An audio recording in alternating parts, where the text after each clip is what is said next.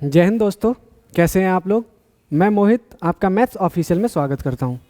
तो हम लोग पढ़ रहे थे ट्वेल्थ एनसीईआरटी का चैप्टर नंबर 10 सदिश बीजगणित वेक्टर अलजेब्रा।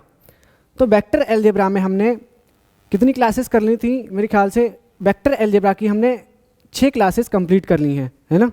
जिसमें हमने पहली क्लास में बेसिक पढ़ा था, उसके बाद रेगुलरली हम एक्सरसाइज 10.2 के 14 क्वेश्चन कंप्लीट कर चुके थे पिछली क्लास में, है ना। पिछली क्लास में हमने क्वेश्चन नंबर 8 से लेके क्वेश्चन नंबर 14 तक कंप्लीट किए थे। तो हम बढ़ते हैं अगले क्वेश्चन की तरफ, क्वेश्चन नंबर 15। और क्वेश्चन नंबर 15 क्या कह रहा है मेरा? क्वेश्चन नंबर 15 कह रहा है find the position vector of the point R. कह रहे हैं find the position vector of a point R which divides the line joining two points P and Q whose position vectors are I plus 2j minus k and minus I plus j plus k respectively in the ratio 2:1। तो अब इसके दो फार्मूले होते हैं। क्या फार्मूले होते हैं वो मैं आपको बता रहा हूँ। इसके दो फार्मूले होते हैं, इंटरनली एंड एक्सटर्नली वाले। तो मैं ये क्वेश्चन लिख ले रहा हूँ। ये जो मुझको इसके जो दिए हैं, क्या पोजीशन वेक्टर दिए हैं, 2 पॉइंट्स दिए हैं P एंड Q। तो यहाँ से लिखेंगे गिवन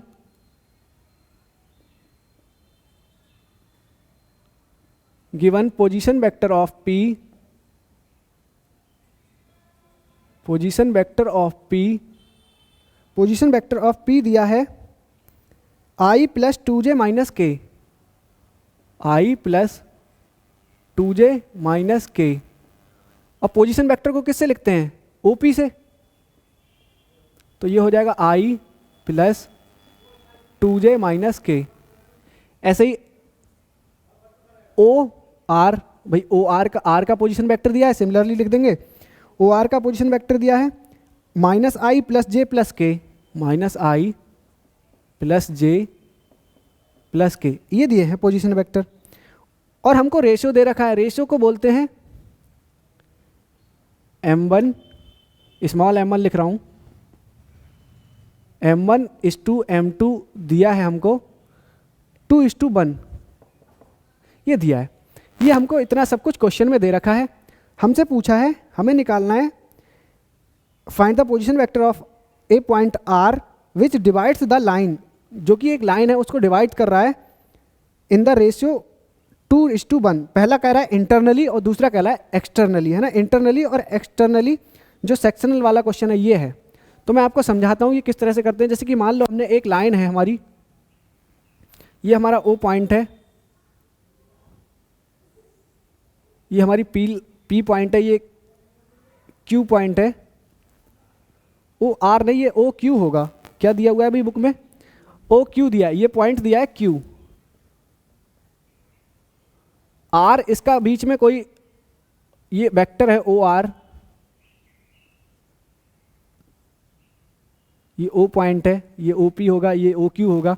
ये m/n में डिवाइड कर रहा है, m/n में। तो ये B वेक्टर मान लिया हमने, ये A वेक्टर मान लिया, इस तरह से। तो इसका जो इंटरनली वाला फार्मूला होता है वो इंटरनली, फर्स्ट कह रहे हैं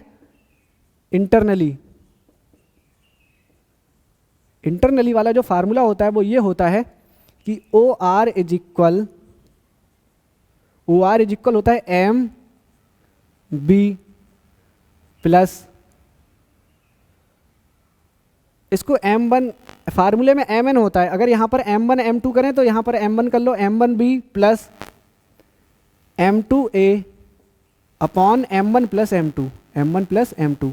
आपकी बुक में MN करके दिया है, मतलब M1 की जगह M है, M2 की जगह N ले लिया है। तो ये इंटरनली का फार्मूला है। तो इंटरनली वाला ऐसे ही एक्सटर्नली का फार्मूला होता है MB plus NA upon M plus N। इस तरह से ये फार्मूला बनता है। इसको M1 कह दूँ, इसको M2 कह दो, इस तरह से, ठीक है। तो ये आप कर सकते हैं। ये इंटरनली का है। तो इंटरनली वाला जो आंसर आ जाएगा हमारा OR, वो क्या आएगा वो हम करते हैं सॉल्व। M1 हमारा 2, B की वैल्यू लगा दो, वेक्टर B क्या दिया है। अब वेक्टर B, ये OP को क्या मान लें हम, A, वेक्टर A ले लिया हमने, और ये वेक्टर B ले लिया OQ। तो ये है हमारा I प्लस 2j माइनस के प्लस M2 कितना है हमारा 1, A कितना है सॉरी मैंने यहाँ पर ए की वैल्यू लगा दी है ना, तो इसको मैं M2 कह दे रहा हूँ, यहाँ बंद कर दे रहा हूँ। यहाँ मैंने ए की वैल्यू लगा दी, ये i प्लस 2j माइनस के, यहाँ पर 2 कह दे रहे हैं हम, क्योंकि प्लस है तो इधर उधर कर सकते हैं आराम से, कोई फ़र्क नहीं पड़ता। तो यहाँ पर b आएगा तो minus i plus j plus के अपॉन क्या होगा m1 plus M2। M1 plus M2 कितना होगा 2 प्लस 1 3। इस तरह से ओ आर हमारा आ जाएगा i के साथ i वाला, तो ये 1 यहाँ से 1 है, यहाँ माइनस का 2 है, तो यहाँ से मिलेगा माइनस का i, यहाँ 2 है, यहाँ प्लस 1 है, तो ये हो जाएगा प्लस का 3j, यहाँ माइनस का 1 है, यहाँ प्लस का 2 है, सॉरी यहाँ भी तो 2 है, ये 2 से मल्टीप्लाई होगी ना, हाँ ये 2 से मल्टीप्लाई होगी, तो यहाँ पर 2 और 2 कितना हो जाएगा 4, ये 4 हो जाएगा, और यहाँ पर माइनस का 1 है, यहाँ पर 2 है, तो यहाँ प्लस का k बचेगा और अपॉन में आ जाएगा 3। तो ये आपका उस वेक्टर का ये आंसर हो जाएगा उसका, कौन सा इंटरनली जो सेक्शन कर रहा है किसका ओ आर का, ये आंसर होगा ओ आर का। ठीक है, अब हमें एक्सटर्नली का निकालना है, एक्सटर्नली वाला, हाँ 2 निकालने हैं, एक इंटरनली और एक एक्सटर्नली वाला, 2 हमको निकालने हैं। तो ये हमने इंटरनली वाला निकाला है, अब इसी तरह से एक्सटर्नली वाला निकालेंगे। देखो मैं यहाँ पर इसको मिटा रहा हूँ, एक्सटर्नली वाला निकालेंगे।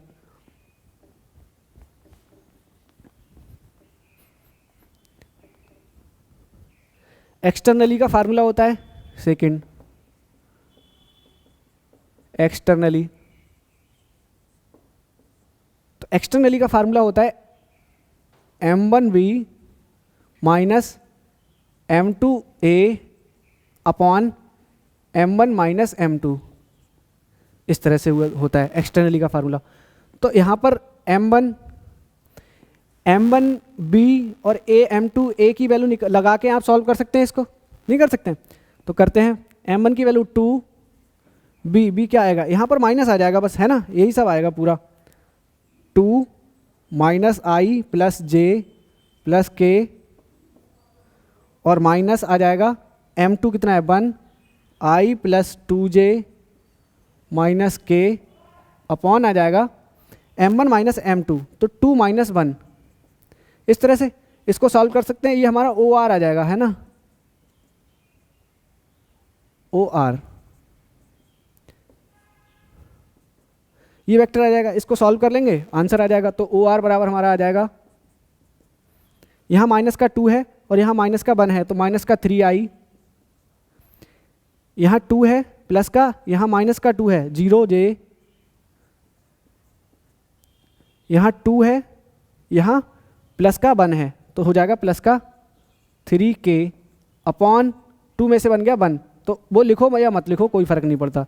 तो ये आपका आंसर हो जाएगा एक्सटर्नली वाले पार्ट के लिए, ये 2 आंसर होंगे आपके, तो इनको आप नोट करिए। 15 क्वेश्चन था, अच्छा क्वेश्चन था, इंटरनली और एक्सटर्नली सेक्शन का। ये सेक्शन फार्मूले बोलते हैं इसको क्या बोलते हैं, सेक्शन फार्मूला। ये वाला और जो ये वाला है इनको बोलते हैं सेक्शन फार्मूला, सेक्शन फार्मूला। ठीक है, तो इस तरह से ये क्वेश्चन हुआ, आप इसको नोट करिए। हम बढ़ते हैं अगले क्वेश्चन की तरफ, क्वेश्चन नंबर 16।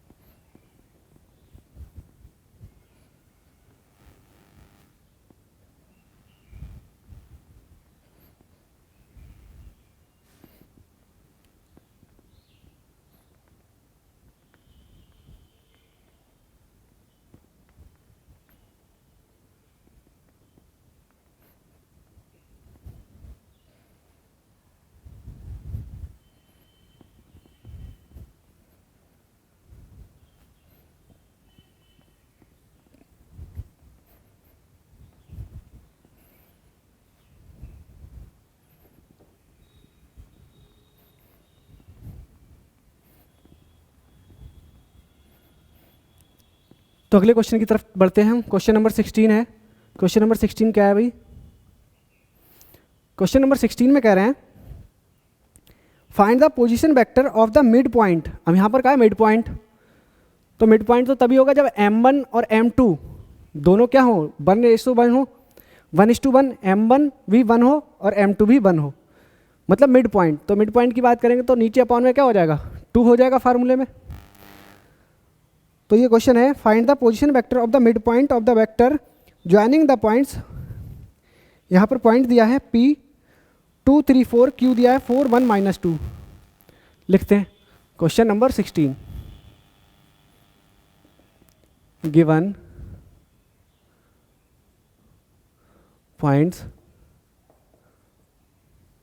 p दिया है, p के कोऑर्डिनेट दिए हैं 2 3 4। अब p के कोऑर्डिनेट 2 3 4 है तो OP क्या होगा? पोजीशन वेक्टर OP हो जाएगा 2i + 3j + 4k। अब ये पोजीशन वेक्टर वगैरह वगैरह सब मैं पीछे आपको पढ़ा चुका हूँ। तो OP एंड पॉइंट Q दिया है, Q के कोऑर्डिनेट दिए हैं, Q के कोऑर्डिनेट दिए हैं भाई मुझको 4 1 -2, 4 1 -2।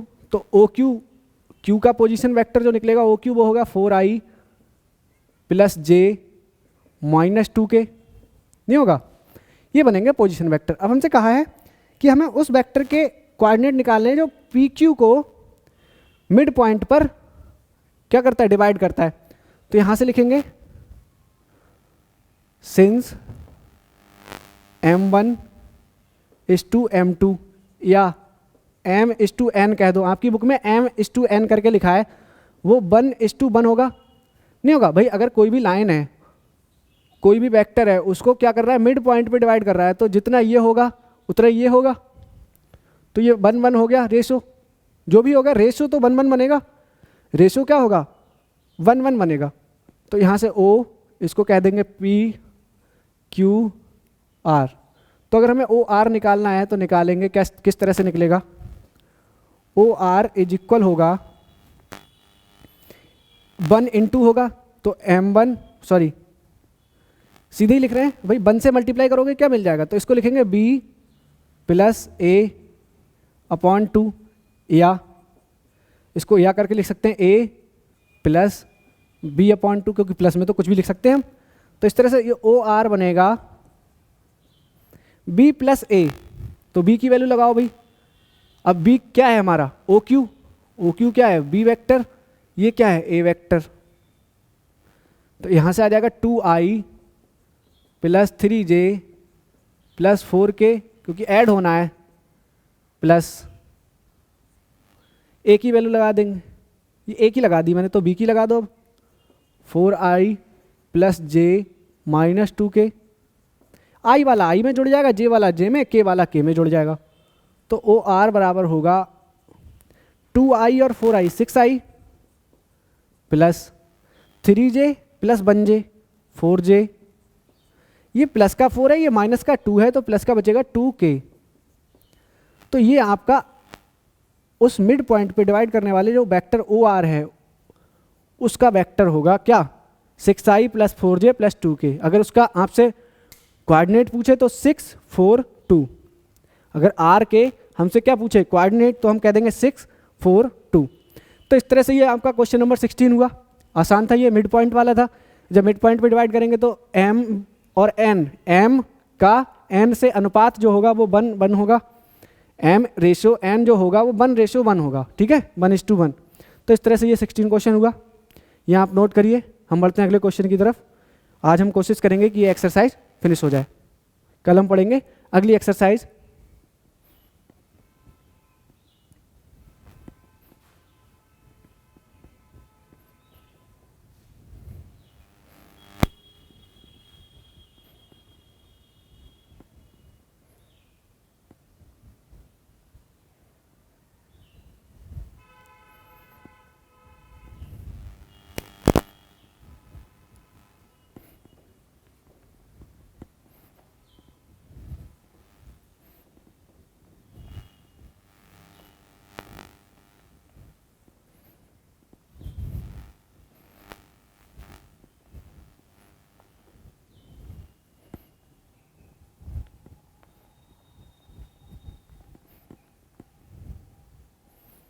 अगले क्वेश्चन की तरफ बढ़ते हैं भाई। Question number 17। देखो भाई क्वेश्चन नंबर 17 क्या है। क्वेश्चन नंबर 17 में कह रहे हैं, बहुत ही अच्छा क्वेश्चन है, ध्यान से समझे, है कुछ नहीं इसमें, बस पूछा जाता है लेकिन आपके एग्जाम में। क्वेश्चन नंबर 17 है, कह रहे हैं so that the points A B and C with position vectors, A और बी और सी के पोजीशन वेक्टर दे दिए हैं हमको, गिवन, सीधे सॉल्यूशन लिख रहा हूं मैं, ओ ए, भाई ए का पोजीशन वेक्टर ओ ए तो होगा, इसको वेक्टर ए दिया है 3i minus 4j, 3i minus 4j minus 4k, 3i minus 4j minus 4k। अगला दिया है ओ बी, उसको वेक्टर बी कह दे रहे हैं भाई, पोजीशन वेक्टर को ओ ए ओ बी से डिनोट करते हैं, तो उसी तरह से यहां से दिया है, बी दिया है 2i माइनस जे, 2i माइनस जे प्लस के।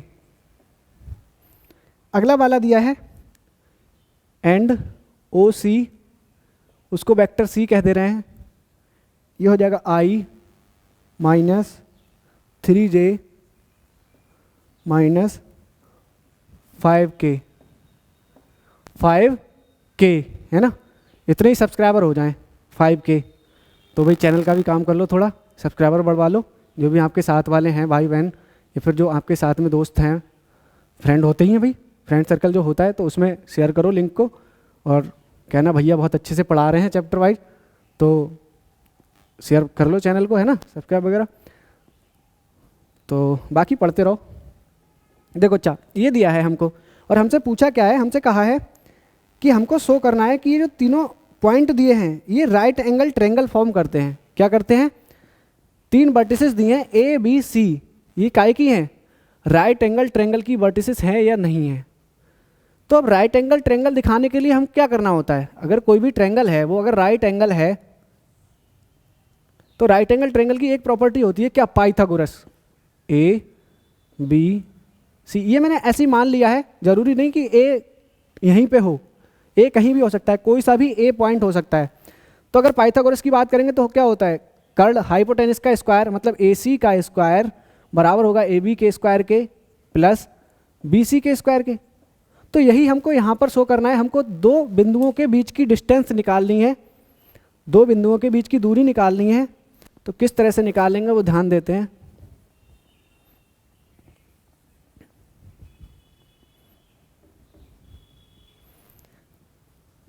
अगर मैं यहाँ से ए के कोऑर्डिनेट लिखूँ, क्या ए के कोऑर्डिनेट लिखूँ, वो क्या होंगे 3 माइनस 4 माइनस 4, 3 माइनस 4 माइनस 4। अगर मैं यहाँ से बी के कोऑर्डिनेट लिखूँ तो क्या होंगे 2 माइनस 1 1, 2 माइनस 1 1। किसी भी क्वेश्चन को आप बहुत सारे तरीक़ों से कर सकते हो। सी वाला, सी के कोऑर्डिनेट लिखूँ तो 1 माइनस 3 माइनस 5, ये हो जाएंगे। हमें क्या करना है, पहले हमें, अब जैसे ट्रायंगल बनेगा, मान लो ट्रायंगल बनेगा इस तरह से, मान लो ए बी सी बनेगा, हमें नहीं पता कि ये कैसा ट्रायंगल है, हमको राइट एंगल ट्रायंगल दिखाना है ए बी सी, हमें ये भी नहीं पता कौन सी साइड बड़ी है कौन सी छोटी है, तो हम पहले ए बी निकालेंगे, ए बी। नाउ दो बिंदुओं के बीच की दूरी या दो वेक्टरों के बीच की डिस्टेंस हमको पड़ी है, सेम होती है, तो ए बी हमें निकालना है। ए बी बराबर होता है square root x2 minus x1 का whole square plus y2 minus y1 का whole square plus z2 minus z1 का होल स्क्वायर। तो इस तरह से ये बनता है। तो यहाँ से बनेगा 2 माइनस 3 का होल स्क्वायर, b में से a घटाते हैं, है ना, लेकिन स्क्वायर होगा तो माइनस का फर्क नहीं पड़ेगा, आप a में से b भी घटा सकते हैं, लेकिन हमको प्रॉपर चलना है जिससे कि गलती ना हो।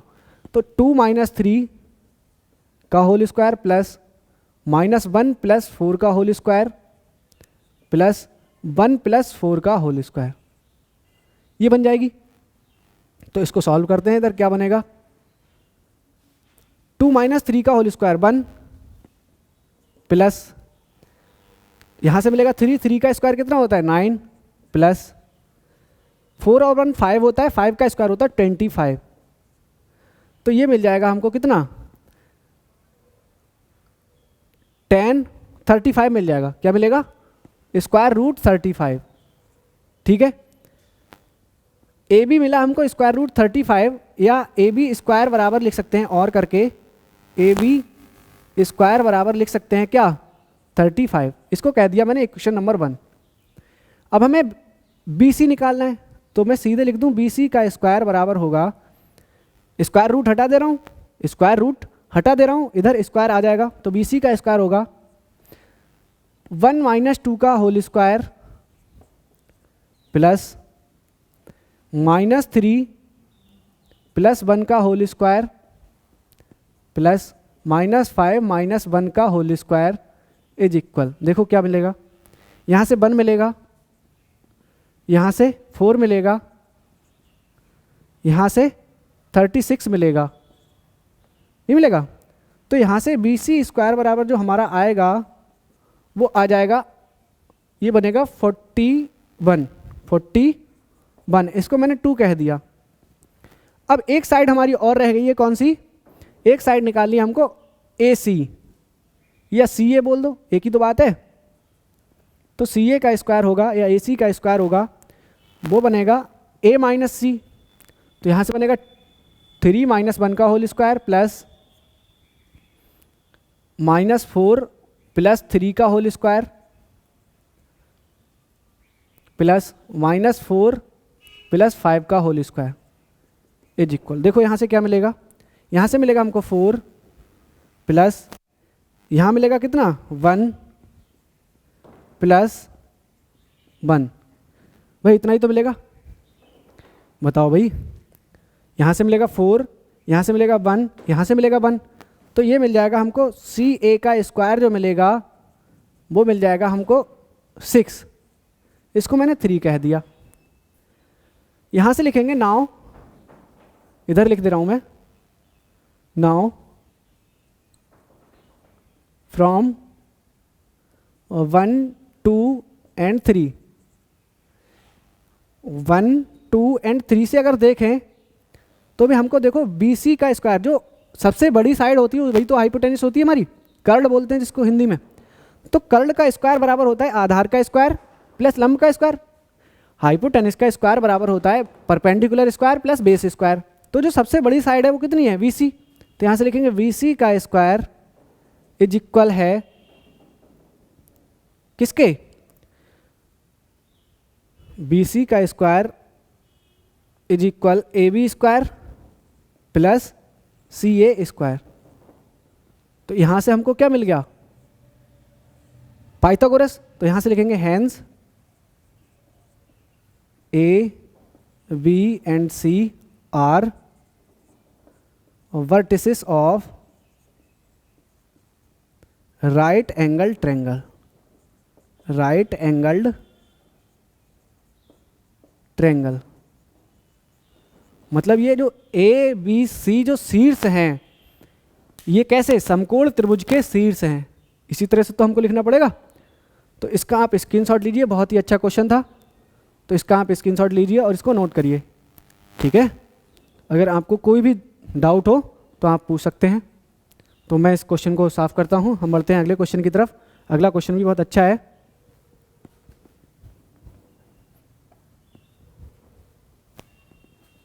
इसका आप स्क्रीनशॉट लेके नोट कर सकते हैं।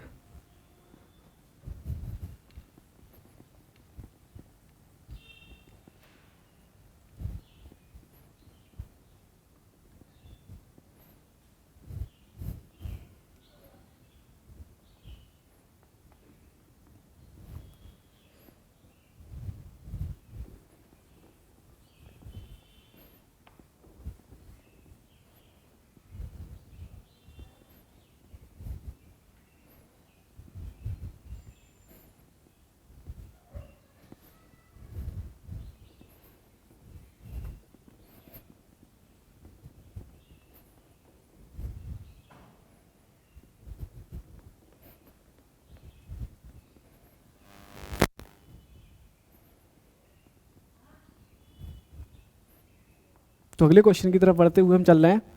बाकी जो प्रॉपर्टी हैं आप पीछे से पढ़ सकते हैं, जिसको दिक्कत हो रही है तो प्लेलिस्ट पड़ी हुई है वेक्टर की, वेक्टर चैप्टर की आपकी प्लेलिस्ट पड़ी हुई है, आपको वीडियो के एंड में मिल जाएगा लिंक, आप और या फिर चैनल पे विजिट करके आप देख सकते हैं।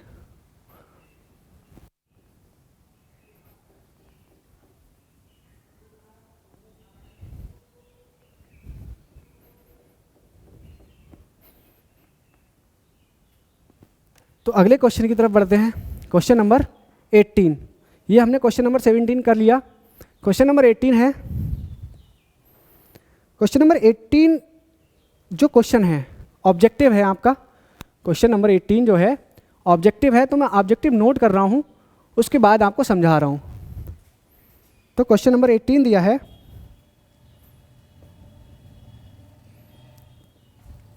क्वेश्चन नंबर 18 दिया है, एक ट्रायंगल है, ये ट्रायंगल दिया है ए बी सी, इस तरह से इसकी डायरेक्शन है ये। अब हमसे कहा है in triangle A B C which of the following is not true, मतलब किसी भी ट्रायंगल में ये जो 4 ऑप्शन दिए हैं उसमें से कौन सा सही नहीं होगा। तो यहाँ से लिखेंगे हम, ए वाला दिया है, बी दिया है, सी दिया है और डी दिया है, ये 4 दिए हैं। मैं लिख रहा हूँ यहाँ पर,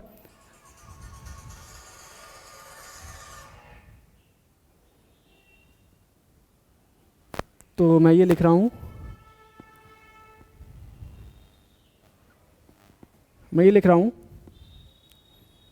ए बराबर दिया है, पहला ऑप्शन दिया है A B plus B C plus C A is equal 0, A B plus B C plus C A is equal 0 vector, ये दिया है। भाई 2 वेक्टरों का सम क्या होता है, वेक्टर होता है, तो 0 वेक्टर लिखा है। A B plus B C plus C A is equal 0, दूसरा लिखा है A B plus B C, पहले मैं लिख ही दे रहा हूँ, है ना, पहले लिख दे रहा हूँ सारे ऑप्शन, उसके बाद आपको अच्छे से समझा दूंगा। अगला दिया A B plus B C minus A C is equal 0 vector, 0 तो वेक्टर लगाई है। A B plus B C, A B plus B C minus C A is equal 0 vector, A B minus C B, A B minus C B plus C A is equal 0 vector. ये मैंने figure बनाई है, अलग बनाना है इसको। ये 4 option दिए, हमसे पूछा है कौन सा इसमें से गलत है, मतलब इनकरेक्ट है, कौन सा इनकरेक्ट है। तो देखो किस तरह से करेंगे। अगर ये ट्रायंगल बनाया, ट्रायंगल रूल क्या कहता है, वेक्टर का सम ए सी बराबर होगा A B plus B C, ये होता है। लेकिन मैंने आपको बताया अगर कोई भी, जैसे ए सी है, इसको क्या लिख सकते हैं, ए सी को अगर इसकी डायरेक्शन चेंज करूं मैं, अगर इसकी डायरेक्शन चेंज कर दूं तो माइनस साइन आ जाता है। डायरेक्शन साइन करने से, चेंज करने से क्या आता है, माइनस साइन आ जाता है, मतलब इसको माइनस का सी ए लिख सकते हैं। तो ये तो हमारा इस ट्रायंगल से रिजल्ट आता है। अब इस रिजल्ट से इनने बहुत सारे ऑप्शन बना दिए हैं। किस तरह से, मैं इसको लिख सकता हूँ A B plus B C, इस ए सी को उधर ले जाऊं तो माइनस का ए सी बनेगा इज इक्वल 0 वेक्टर, नहीं बनेगा। तो A B plus B C minus A C, A B plus B C minus A C is equal 0, मतलब ये तो सही है हमारा, ये वाला सही है। अब ए सी को हम लिख सकते हैं सी ए सी को लिख सकते हैं सी ए, लेकिन माइनस साइन हो जाएगा तो दोनों, 2 माइनस साइन क्या होता है, प्लस। मैंने बताया था 2 माइनस साइन क्या होते हैं, प्लस होते हैं। तो 2 माइनस साइन प्लस हो गया, तो मतलब ये पहला वाला भी हमारा नहीं सही होगा, ये पहला वाला भी सही होगा, दूसरा वाला भी सही होगा। अब जब प्लस सी ए वाला सही है आपका, प्लस सी ए वाला सही है तो माइनस सी ए वाला गलत होगा, वही सिंपल सी बात है। वैसे आप इससे चेक कर सकते हैं, तो आपका इसमें जो राइट आंसर होगा वो सी वाला हो जाएगा, ये आपका गलत होगा, माइनस सी ए नहीं होगा, यहाँ पर प्लस सी ए होगा, ठीक है। तो इस तरह से ये आपके ऑब्जेक्टिव क्वेश्चन है, 1 नंबर में आएगा ये। तो जब तक आप ये कॉन्सेप्ट नहीं सीखेंगे तब तक नहीं होगा, पूरा कॉन्सेप्ट पे डिपेंड करता है आपका ये। तो अगला क्वेश्चन 19 बचा है, उसके बाद ये एक्सरसाइज खत्म हो जाएगी, वो वाला ही क्वेश्चन हम कर ही ले रहे हैं, है ना, 19 वाला।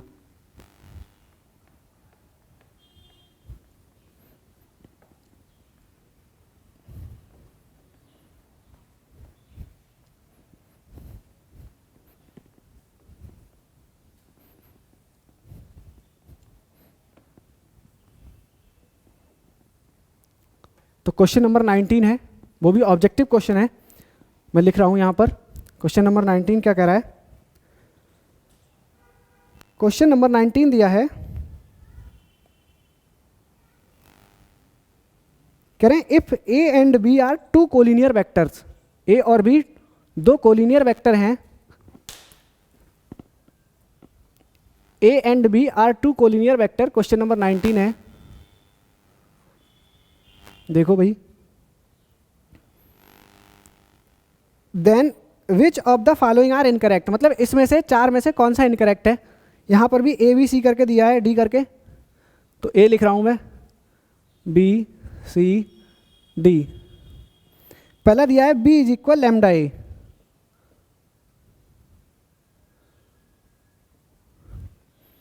For some scalar lambda, lambda क्या है? स्केलर है।